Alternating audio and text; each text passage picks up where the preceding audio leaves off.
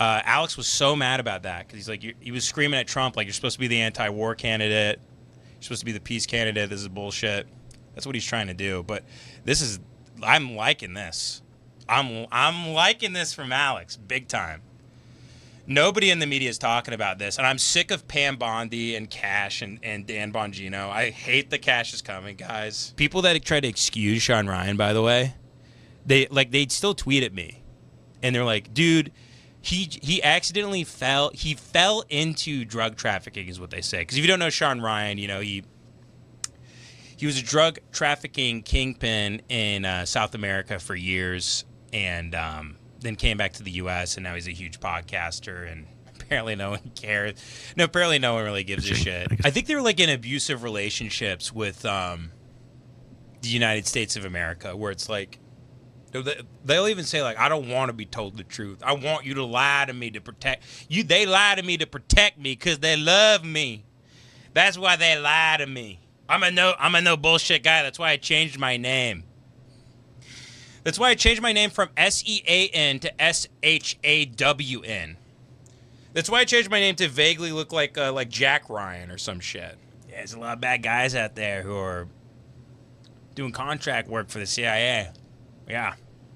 A lot of guys who are double agents in the podcast world specifically. Yeah. All these guys, you got to look out for them. That's what you start doing when you've lost the narrative, by the way. My chain. My chain. My chain. Don't you like my chain? Okay, so interestingly enough, someone says, rest in peace, Alex Jones. Alex is kind of hitting back a little bit. I have not, like, look, if like Trump gets rid of this Israel shit for real, which it seems to all be fake, and none of it is real, right? Because at any moment he could stop this horse shit. Okay, so I don't buy that for a second. But if he can dump that Israel shit, man, he'd be the GOAT. Let's see here. The Alex Jones stuff, I don't think the ship has sailed there either. I have this in my notes. Here, yeah. First link I got. I wanted to talk about this. I have not got to watch all of this yet, but it looked like it looked pretty fucking good.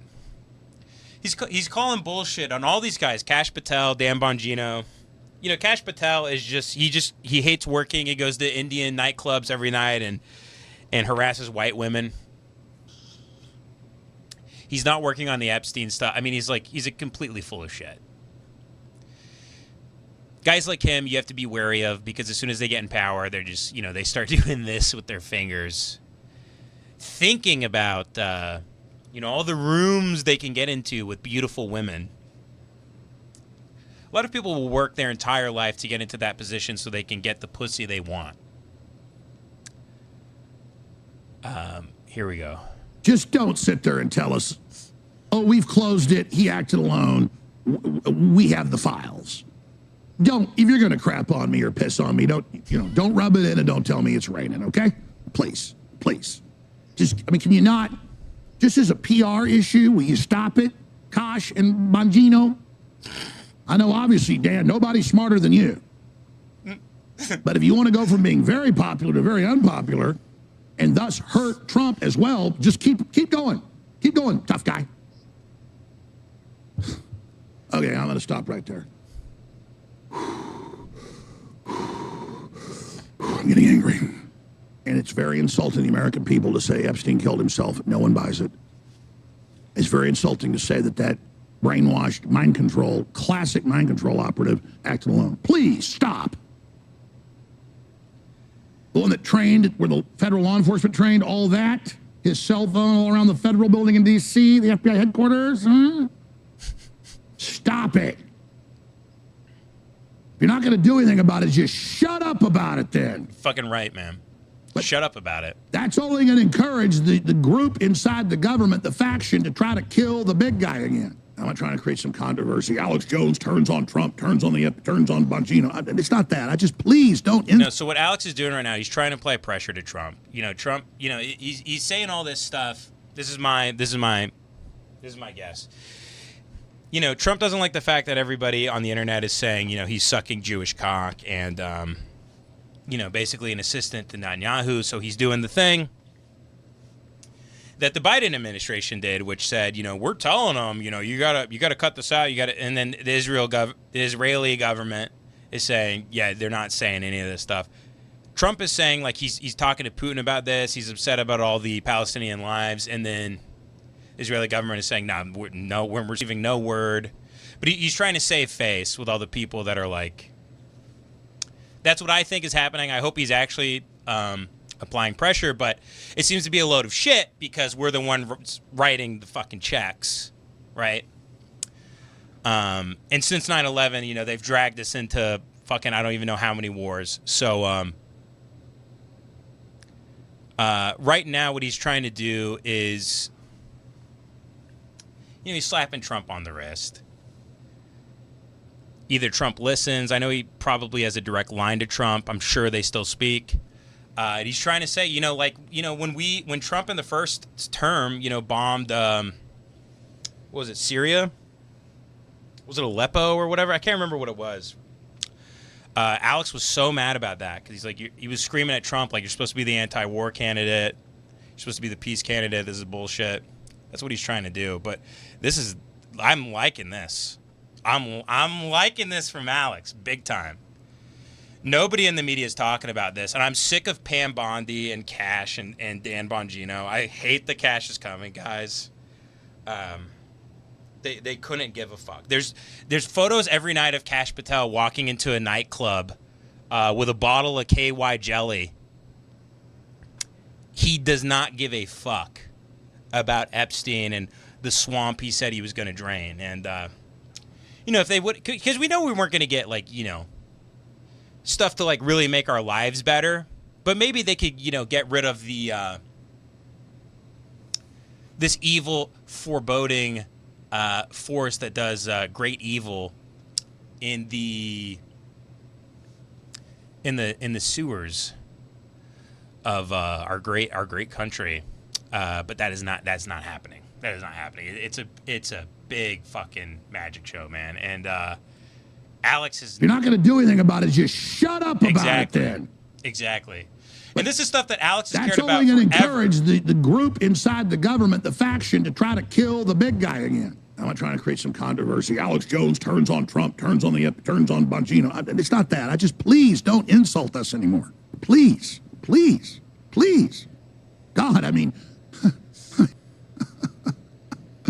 it's like getting up at a dinner party and taking a dump on a plate and telling everybody it's chocolate ice cream. I mean, just do not do it. Gives me a headache.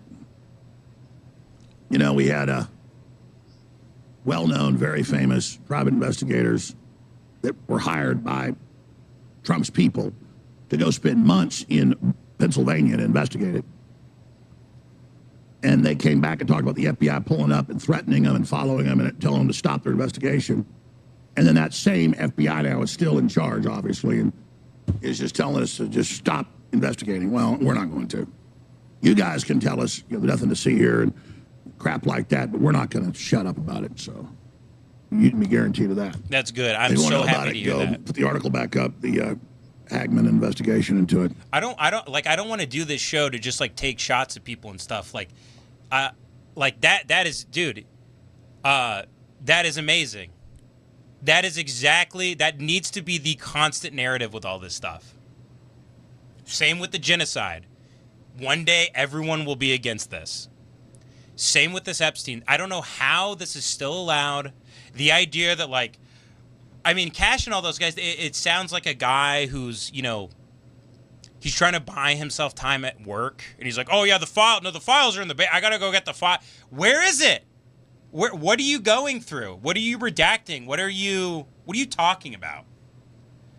Why are you at nightclubs all the time hunting white women? And you know, I mean, I'm not, he's obviously going after white women. If he's going to nightclubs and stuff.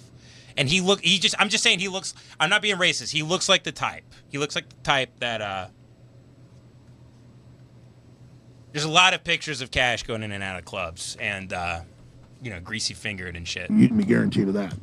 They don't know about it. Go put the article back up. He's literally too horny to be trusted. Into it. So that's the facts. If you want them, instead of what Bongino's telling people. Yeah, fucking Dan Bongino. Dan Bongino's a fucking moron.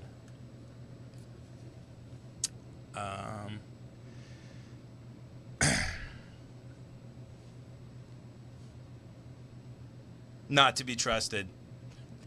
They're doing it, man. They're like, it's like they're prepping us for they're prepping us for the tanks in the streets and the pre-thought crime and all that. I think they're prepping us for, like, you know, just make us desensitized to stuff. Deport a bunch of people, silence anybody who's against certain policies immediately. Just ramp up this stuff. Don't give them the Epstein files. Don't do any of this stuff. Desensitize, so they can really start doing the big stuff. Like, look at this. Look at this shit. Not. I don't trust Tucker at all. I like him as a person. I don't trust him. Too many strikes. I don't trust this guy at all. I think he's probably a good husband and a good dad, and I think he's probably a fun guy. But, I mean, look at this shit. Shawn Ryan on how the CIA uses podcasts to control the narrative. Not to be a conspiracy nut, but your, public performance over the past 5.5 years has, been run counter to the aims of the CIA, I would say. I mean, it has. Mm-hmm. And so to tell... Teeing it up for Shawn Ryan for the agenda of the month, to follow the orders, to complete the mission. People that you yourself are working for the CIA secretly is a way to discredit you. Devil in sheep's clothing. Wolf in sheep's clothing, whatever the hell. Devil, how about devil in the wolf in sheep's clothing? How about that? That's what it should be. It should be a devil wolf. It should be a devil in a wolf's clothing in a sheep's hide. How about that's what Shawn Ryan is? Yeah. But if I were the CIA, I would be encouraged. People that try to excuse Shawn Ryan, by the way, they'd still tweet at me, and they're like, "Dude, he accidentally fell into drug trafficking," is what they say. Because if you don't know Shawn Ryan, he was a drug trafficking kingpin in South America for years. And then came back to the U.S., and now he's a huge podcaster, and apparently no one cares. No, apparently no one really gives a shit. I guess that's what I'm saying. Yeah, that's a good point. That is a good point. I mean, never has clarified if it was contract work. None of that. Former Navy SEAL. I've said that many, many times. It doesn't stop people from claiming that I secretly work there. Yeah. So, and I've always thought that maybe that was... I mean, there's many agencies, many agencies in many countries. Challenged people too, because I think about it. I mean, it would be impossible. They might. He's a spook. There's never been someone more. He's such a spook that he has to say stuff like this on podcasts. He has to constantly talk about the elephant in the room so much to convince you that the elephant you're seeing, but he's not an extension of the elephant. But he's forced to talk about it. Decades ago, you didn't have to do that. He would just be going on, like MSNBC or like Larry King in the 90s and stuff, and talking about his service and how great the CIA is and how we need to protect like the national security of the nation, and have a couple war stories here and there. Talking to Brian Williams about like, some fucking secret mission he went on or some shit. And now he has to do this. Because, we're able to comment. We have the internet now, so we can comment and, we can view alternative sources of information to see how full of shit you are. Just exactly. We know you're full of shit. How full of shit are you? They might have somebody, an operative, do a 5-hour interview. And they might say, hey, this is all we need you to get in that interview. It's this one fucking sentence. And So the whole other 5 hours could be complete bullshit, except for the one Like little this thing one. that they want injected into that interview and to here's create some mine type now. of a narrative. And I'm always trying to look out for that, but it would be impossible.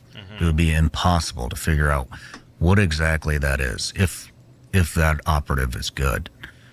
And they'll do other things like, they may do other things like, hey, we know that this happened.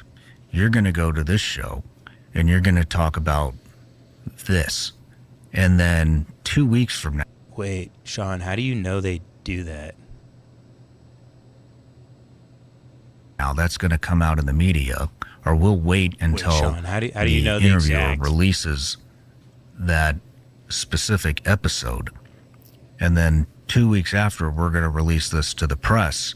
And then they're going to say, this was said on this show by this person before it ever came out of the media. And then when it comes out in the media, because, right, everybody hates the media, but they still fucking watch it all the time, that builds credibility to the operative. You know what I mean? And then they go Oh, I on. know what you mean. Okay, He's you're like, tracking. and then I get So my check. I'm watching it all around me. And then So, I get Do, paid do money. you feel that? Have you ever had a guest where you thought, Yeah, really, yeah, that this person might be yeah. acting on behalf of an intel agency? About a couple of them. Any confirmation on that? No, gut instinct. I don't want to name a bunch of names because if they're not, I don't want to. Of course. I don't want to name my but coworkers. I just did a really good interview with this guy, Blaram Scoro, who was an asset. He got recruited out of prison, and then he got recruited in prison by the CIA to, right after 9/11, to make friends with all of the Muslim Brotherhood, all the terrorists that were in there. And so he built a network in there. And then when he got out of prison, and so he would report back to the agency about, like, hey, this is what this guy has done. This is what he's a part of. became an These are the analyst people for he talks NBC. to. Because they all trusted him, because this guy basically became like the head mullah of the prison system. And when he got out, agency gets back in touch with him and said, hey, you're going to use this network, and you're going to, your cover is going to be, you're building a Al-Qaeda cell in Macedonia. And so he would set up shop in Macedonia, and he would go into Pakistan and go into Afghanistan and Syria, Iraq, Iran, all these, Russia, all these places. And he would meet with the head of the Haqqani network, the head of the Taliban, the head of Al-Qaeda, like, Fuck yeah, brother. Fuck yeah. very, he didn't meet specifically with bin Laden, but he's like one step away. I think guys that like love America and are super into like, the Shawn Ryan types. I think they're like in abusive relationships with the United States of America, where it's like, they'll even say, like, I don't want to be told the truth. I want you to lie to me to protect you. They lie to me to protect me because they love me. That's why they lie to me. Fuck yeah, brother. Hoorah. Hoorah. 4 wars, pointless deaths. All the wars for Israel. Hoorah, brother. Fuck yeah.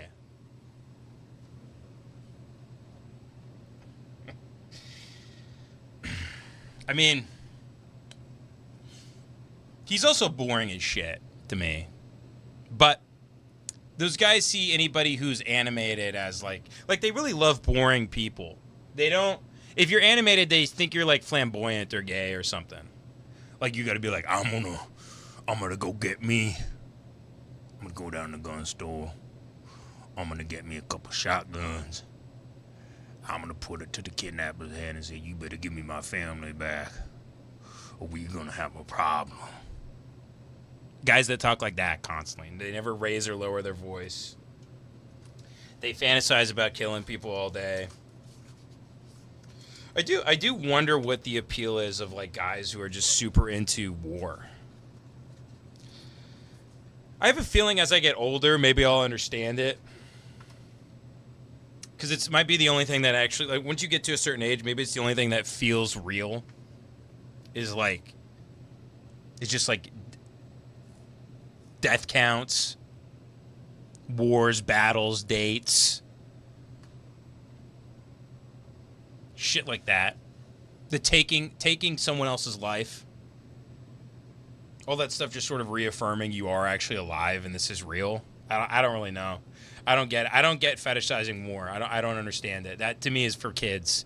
That's for kids who want to play like cowboys and Indians and stuff. You grow the fuck up, in my opinion. But again, I feel like in my 50s, maybe I'll be a Jarhead guy.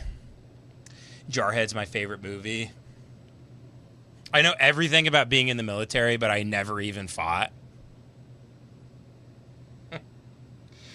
I just do the military's bidding for completely free. No one pays me. I'm just like a veteran. I don't get paid. I don't get any benefits.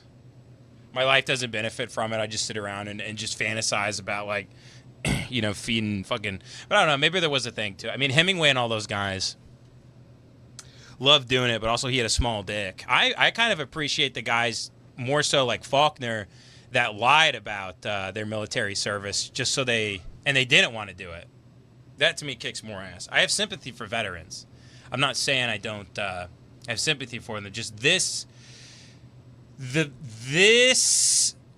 new face of all of this, you know, the Call of Duty-ification of America's foreign policy and war and what we're doing, and the fact that it just kind of keeps going. And, like, this is the guy, and given his history and everything, there is so much to unpack here, I feel like. So much to unpack. The fact that J.D. Vance has been in politics for, like, 2 or 3 years and then became the vice president of the United States, and his biggest funder and biggest donation ever from a candidate was Peter Thiel for $15 million. Co-founder of Palantir. Contractor for the CIA. Look up Project Lavender. Project Lavender is a AI software that Palantir has developed that the IDF uses to kill up to 20 to 25 civilians at a time if it means they can get one target. They don't care about civilian deaths. They don't care if they kill women and children. These automated systems that have permission to kill civilians. I mean, just look up Project Lavender. Do it on your own time. Look it up.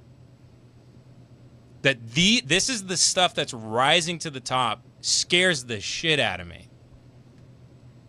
I don't lose sleep over it because I don't think about it.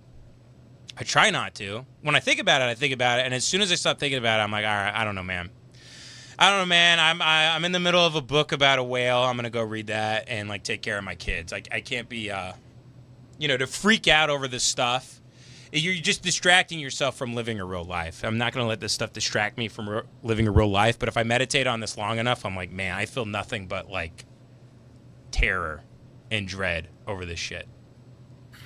And that's a dangerous job.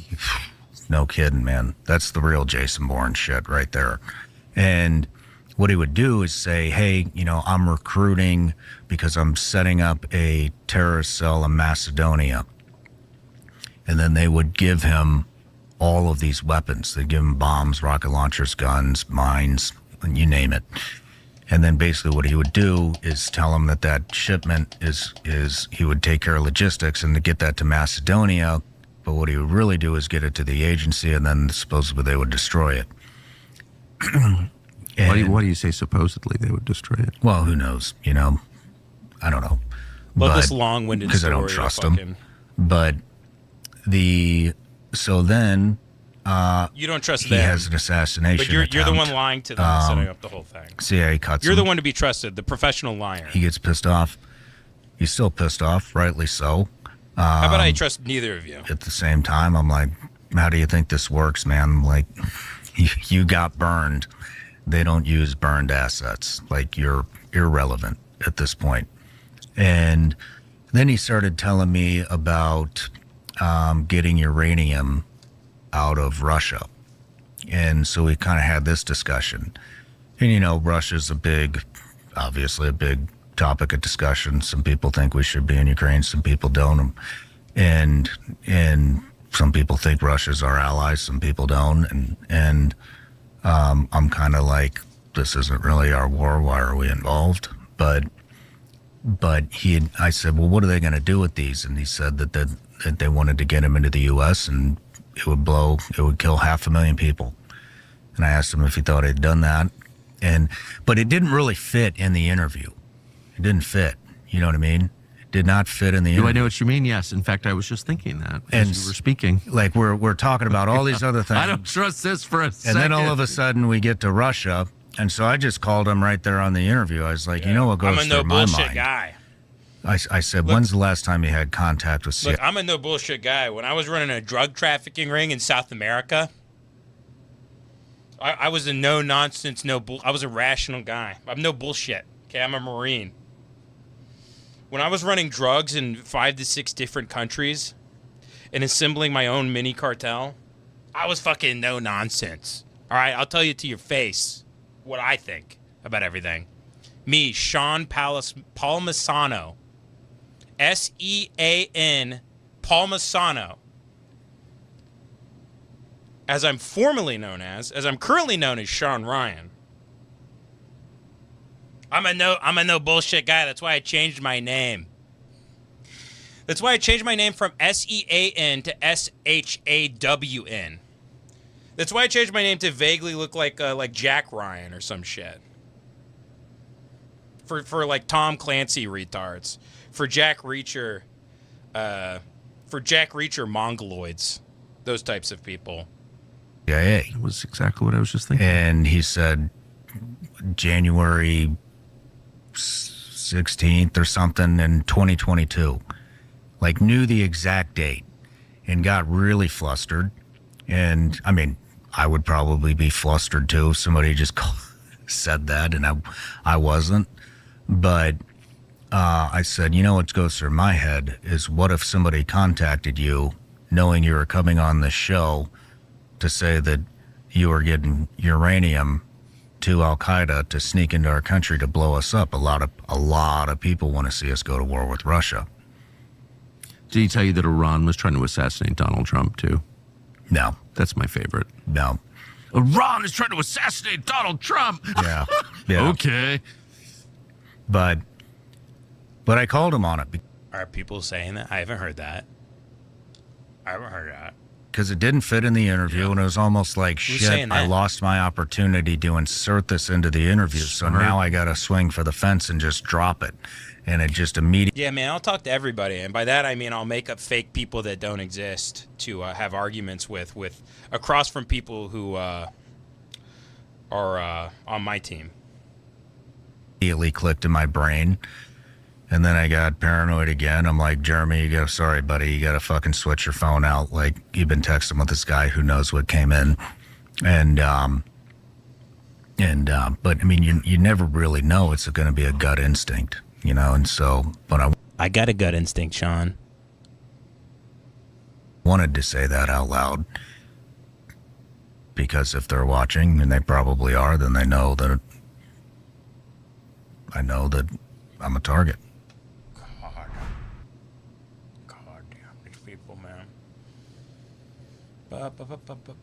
Party till I die. I keep come by and suck me till I'm dry. Suck me till I'm dry. And I fuck lots of guys. I don't want to talk about Shawn Ryan anymore, but that I was like, it's just in my eyes. Like I had a stroke when I saw that. I was like, what?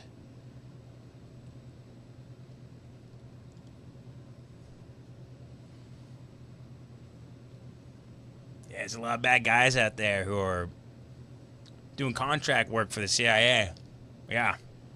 A lot of guys who are double agents in the podcast world specifically. Yeah. All these guys, you got to look out for them. That's what you start doing when you've lost the narrative, by the way. That's what you do. That's what you do. When someone calls you like a liar, when you see someone get accused of being a liar or of like cheating on their wife or something, they go, "Oh yeah, no, I cheat on my wife. No, I'm a big liar. No, I'm the liar." Or they go like, "No, a lot of guys cheat, honey. No, I get it. Like tons of my friends cheat. Like I don't though. Like a lot of people do it." "Oh no, I'm a liar. No, I'm a liar. No, yeah." If someone's calm, collected, and stays in the pocket, I mean, they don't even entertain the, I'm hitting this pipe again. My chain, my chain, my chain, my chain. Don't you like my chain?